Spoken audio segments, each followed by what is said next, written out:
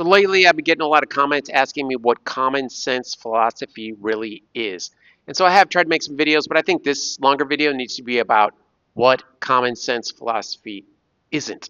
So if I could tell you what it isn't, since it's juxtaposed with everything that we're doing today, then I think it's going to give you a better understanding of what Thomas Reid was doing in the 18th century, and then why a knucklehead like me would try to bring it back in the 21st century for the same reasons, which is to fight scientism. Ultimately, David Hume was very different than Neil deGrasse Tyson is today, but it's the same principle. It's to get people to get outside the game, to think for themselves, to do all the bullshit that philosophy likes you to do. So let's just talk about what it isn't. Common sense philosophy, the tenets of building a foundational philosophy, building first principles, getting starting points has been around since day one. But Thomas Reid refined it and actually used critical methods and even some of this analytics we complain about. And he was a scientist, a very trained scientist teaching science at Aberdeen University. And so I mean, he was teaching everything. He was teaching philosophy. He was the chair of the philosophy department. But back then, it was the same naturalistic philosophy was kind of separating at that point, 1860, 1878. I mean, 1760 to 1780. So what isn't common sense philosophy? And the first thing is it's not mired in the analytic continental debate. And this is super important because that debate is about obscurantism versus scientism. And again, very generalized, very rough. Get in the comments because as an expert in analytics would probably be like, no one's an analytic, no one's an expert in continental. But continental was these thinkers who ended up like Deleuze, obscurantizing everything to seem smart. We know that's what continental was. And every one of these thinkers, even Heidegger, had good things to say. I get that. I mean, even William James had good things to say. But the strategy of continental was obscurantism, the saying it takes 300 pages to say one sentence. And that's on purpose. That's to seem smart and fleshed out and rich and worthwhile. And look at me, I'm important. And analytics is what I complain about. That I call it hyperanalytics now, and it is part and parcel of, I don't really know what that saying means, of scientism. It really is being over particulate, over precise, and arguing for first principles, something Thomas Reid hated. So what's interesting is it's not within that debate because both of those systems rely on what ends up being the new philosophy since 1790. So Immanuel Kant develops this. Analytics comes from that. Continental's a reaction to analytics. We have the rise of scientistic philosophy in the 19th century, where obviously people think the answer is science. Within philosophy, there was a whole school. And so common sense isn't part of that because, as you're going to see, it's too different. It isn't and wasn't rooted in anti-philosophy historical context, and this is huge, bro. This is bigger than my ego and my hair. Like, the reason this is important is because Reid gained so much popularity and was more popular than David Hume because there were so many people, regular people, who were interested in the debate, which is to say, it was kind of like the Tyson, what's his name, fight last year, last season, whatever that was. Everyone was watching. So people were mad at Hume for tearing down first principles. Reid wanted to build a real critical response. You got to remember when Reid wrote his book, they had a mutual friend. That friend takes the book to Hume, and Hume says Presbyterian ministers should stick with Presbyterian ministering. I got to make something up. And then the friend pushed him and he read it and he ended up liking it and he ended up having a lot of great respect for Thomas Reid, just like everyone else, including Thomas Jefferson.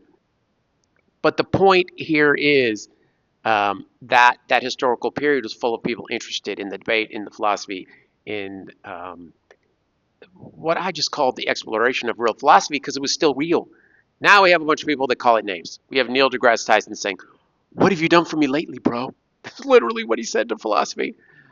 So what it isn't, and this goes back to the continental analytic, is it's not obscurant and decadent. So obscurant, again, is what we blamed Continental for. Deleuze is the worst, bro. I hate Deleuze. He's such a joke. I read a Deleuze chapter in a philosophy seminar I did, and didn't tell people who it was. And I was like, look how fucking dumb this is. Like, it was so obscurant is the best word. Just, you're making the shit up. And I read it, and there was a couple people that were like graduate level or master's degree level philosophy. They came up to me, and I didn't say who it was. And they came up to me, and they're like, that was the best writing I've ever read. That's when I knew that no one was ever going to agree with me the rest of my life. That was it. You're on an island with a soccer ball. You're done, bro. Decadent comes from Nietzsche's criticism of what ends up being Continental's look at me. Like, decadence is about looks rather than functionality. Decadent is about rich people doing things that don't matter, that are petty. In this example, a socialite wasting his money on what it looks like to other people and what the parties look like rather than to doing something substantive. And that was Nietzsche's critique about ideas and words and the way things moved within philosophy and within intellectual traditions.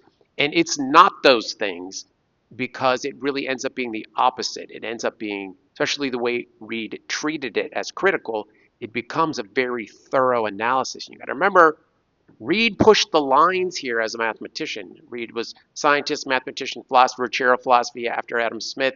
He invented Riemannian geometry 80 years before Riemann. At least it can be argued. I'm not a mathematician, but his ideas of um, the geometry of the visibles ends up building a system that was the Riemannian geometry that Riemann invented 80 years later, which, as far as I could tell from non-mathematical perspectives, is a manifold geometry, which takes into account more dimensions, which means the original geometry is 2, maybe 3 dimensions. There's a way to stretch it. And Riemannian is 3 through 10, something like that. I'm way off on that one. But the point is that it's curved objects, curved space. And that's why it's called manifold geometry. Completely trivial. Um, uh, and so another thing that common sense isn't, to help you understand it, is not subjectivism. It's not subjectivized by pop culture. And so my critique has been that all philosophy, all academics related to intellectual stuff like philosophy or philosophy of other things like science is purely subjectivized. I'm totally with Rand on this one. I know you guys hate her. I know you think she smoked, which she did, and she tried to have threesomes and hated her husband, which she did. I get all this ad hominem bullshit, but her point was the same as Nietzsche, and that is that we devalue centered, that people lack the conceptual understanding that one thing is better than another, and so their language game promotes an equalization. And so a great example of this is the current trends in culture wars, especially in the United States and Europe, that promote, I'm not saying what side I'm on, but they promote an egalitarian view of things like gender, that you can be any gender you want. There's some chick that married a tree. And so you can see that being an extension of this. Common sense is the opposite because it focuses on reality. So Reid's big point was reality, cause, and self. So these were reactions to Hume's critique of reality, cause, and self. So Hume wanted to say that those were illusions, and Reid wanted to become popular. He didn't want to become popular, but he wanted people to agree with him, and did become popular because he was fighting against those things, which is to say, reality is real and impresses upon us before we can question it. So before we question whether the tree is real, there's what he calls a belief and something else. I didn't write any of this shit down, bro. I did write a lot of stuff down. Look, motherfucker. Like, look, I wrote shit down. Just not that. Anyway, Reid believes there's 2 things that happen when you get that initial perception, and then it triggers something, and that it nullifies mediation, it nullifies idealism, and it wants to suggest there's another way of looking at how we're built innately to perceive reality and understand it as belief fundamentally, and prior to questioning whether it's true or not. Okay, that's another video. I get it. But you can see the objectivity. The objectivity is so profound that it flies in the face of a subjectivized, potentially subjectivized worldview like what we see now. Um, And here's going to be one of the main what common sense isn't. I'm glad you stayed around for this part. This is the main one. I wish I had a little placard behind me. Common sense is not common sense. I know. What's he talking about? You see the hair, you see the glasses, you see my big ass teeth. It means that common sense has meant very different things. The Greeks meant two things by it. They meant you have five senses, and your sixth sense is the unification of those five senses. But they also meant common sense is common agreement. It is universalization, which is what Reid would end up using as one of his proofs. And that is that common sense principles are mandatory. You can't get rid of them. They are universal. Everyone experiences them in the same way. It's not like the God concept. It's 100%. Everyone experiences. It's just once they experience it, they and argue against the very experience they had. So Reid wanted to make a distinction here, and he understood there were different versions of common sense from antiquity. And his common sense was juxtaposed with what's called vulgar common sense. So when people in the streets would say stupid shit, like Trump does now, sorry, Trumpy, I don't hate you, but when people make wild, intuitively simple, undercritical, anti-critical claims, that's vulgar common sense. To just walk and say the earth is flat, especially when people show you the motherfuckers round, it is kind of belligerent, vulgar common sense. Like common sense was seen as the idea from the masses that was often wrong, that was also an intuitive reaction that sped up the process of knowing, which means I just feel it's right, bro. Reid knew this, and Reid's point was no.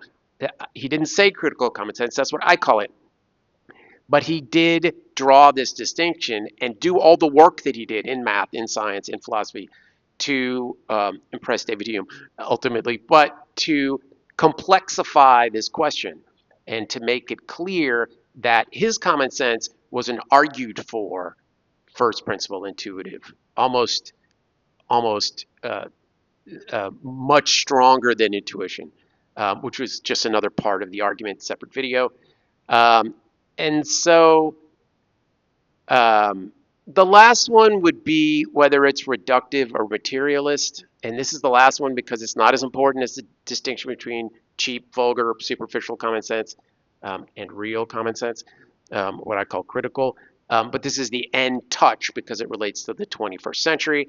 This is that we have devolved into the reductionist, reductive, which are actually two different words, by the way, I just found that out, materialist viewpoint, the reductive physicalism, all of these things about what some of the good writers on Reid, there's not a lot of them, talk about when they use the word atomism within a Stoic tradition, which means anti-atomism, which means Stoic philosophy is about social philosophy. Reid was about bringing people in with his humility, and atomism is about separating that. So reduction ultimately means in science and philosophy reducing things to its parts, which means looking at the most basic elements to learn something. And there is two versions of the word. One is pejorative, one's not.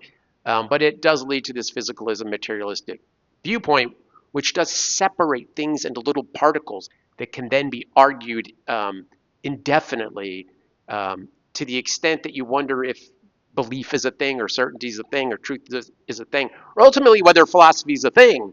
And Reid understood this again as a polymath and was coming out against this and trying to talk about synergy at this level, which means we look at the universality socially. We look at the connections between people socially that reveal that universality and how that works against what would be now called a reductive model and a big part of science, And when it's in science, and that's why it's pejorative sometimes, in science, that reductive method is necessary to break things down into particles. And in philosophy, it could be counterproductive. That was Reid's point. That's why that's not common sense. But all those things show you what it isn't so that maybe you can learn what it is. This is Bad Professor with another 15-minute video that's not going to upload. This is Bad Professor who still hasn't gotten his hair cut. Please comment and let me know if this was the right way to do it. And just as a side note, anyone that really understands Scottish common sense and Thomas Reid, comment and say, yes, I did read him, because as I've said in other videos, the shit's gone, bro. The shit is missing. It has had a resurgence, but it's a struggle to get it back because so much of it isn't part of our recent history and culture. Thanks for coming, and send tacos.